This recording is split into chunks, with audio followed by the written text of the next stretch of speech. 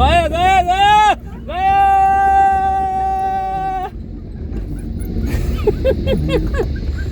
आइया बा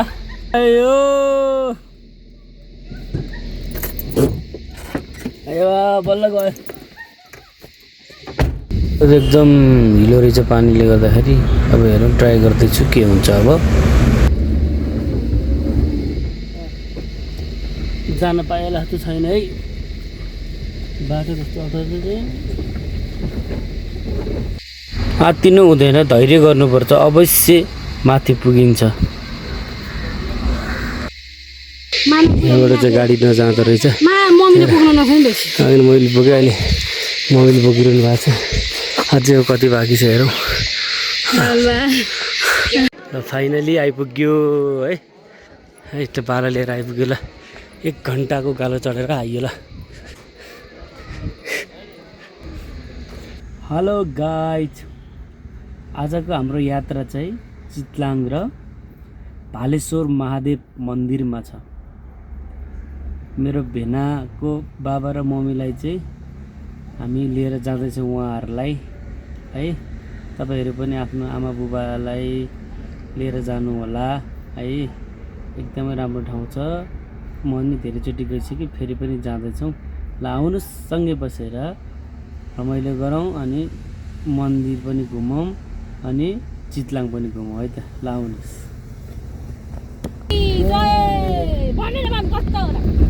बाटो चाहिँ कता हो है बाटो राम्रो हुनु पर्छ त्यस्तो बाटो नभए त्यस्तो त नभए त्यतिको भयो है त्यतिको भएर जान्छ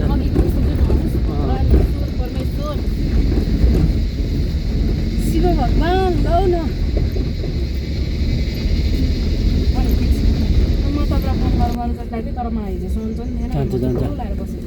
जान्छ गाडी सानो गाडी गएको जस्तो दिन्छ बाबु है हर महादेव महादेवको जय भालेश्वर महादेव की जय तर बाटो चाहिँ म हामी ओर्लिन्छौँ भाइ ओर्लिनु गाह्रो हुन्छ हामी ओर्लिन्छौँ त्यो कुना जानु पर्छ केही हुँदैन जङ्गल केही हुँदैन यहाँ त बाला घोडा पनि चढाइदिने यहाँ त कस्तो बाटो भालेश्वर माता की भालेश्वर महादेव की बाटो जे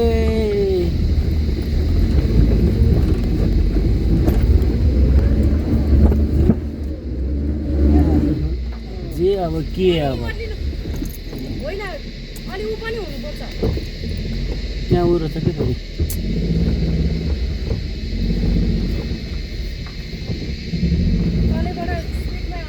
स्पिड भन्दा नि माटो रहेछ क्या बाटो खराब छ बाटो खराब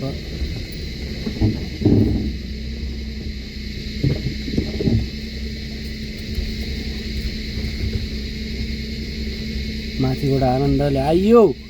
यहाँ चाहिँ दुःख पाइयो भने बर्बाद हुन्छ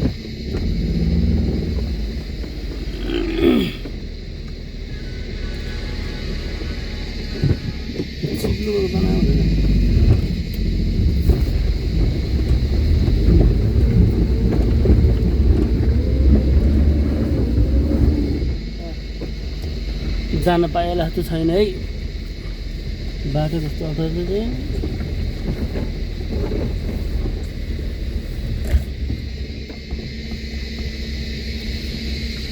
बाटो हेर्छु ल हेर्नु बाटो कस्तो छ क्या सकेसम्म कोसिस जारी अब गएन भने के गर्ने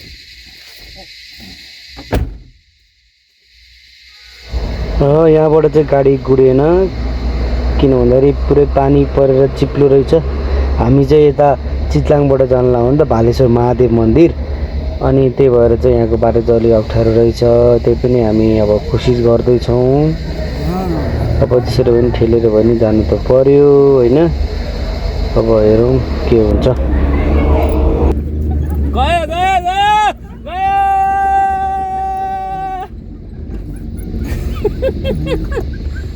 आइया बा आयो आयो बल्ल गयो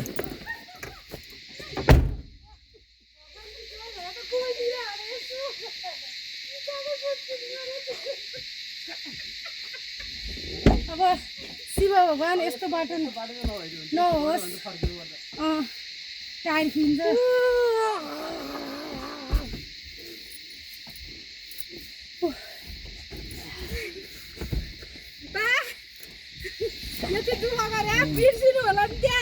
माइली र साइलीलाई नबिर्सिनु भयो गनायो हात गनायो त्यो झार गन्दे झारले ल्याउनु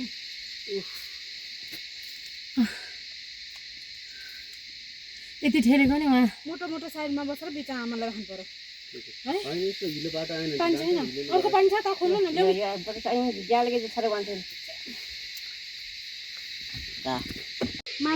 चाहिँ गाडी नजाँदो रहेछ मम्मीले पुग्नु नखाइ अहिले मैले बोकेँ अहिले मम्मीले बोकिरहनु भएको छ अझै कति बाँकी छ हेरौँ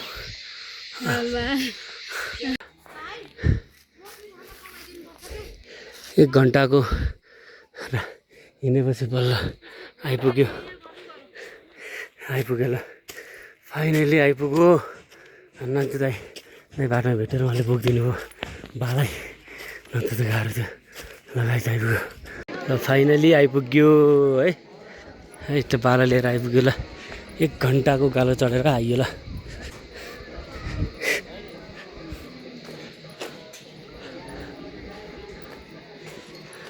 बा रमाइलो भयो यहाँ आइसक्यो रमाइलो भयो बाटोमा त त्यस्तो बाटोमा यस्तै ल ल यहाँबाट त यस्तो देखिन्छ गाइस काठमाडौँ ल रमाइलो है होइन बाको अनुहारै कति हँसिलो छ होइन बा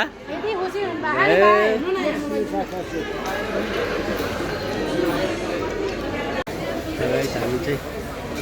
दिदीहरू त्यहाँ खाजा खाँदै हुनुहुन्छ खाजा खाएर निस्केको बन्द रहेछ खाजा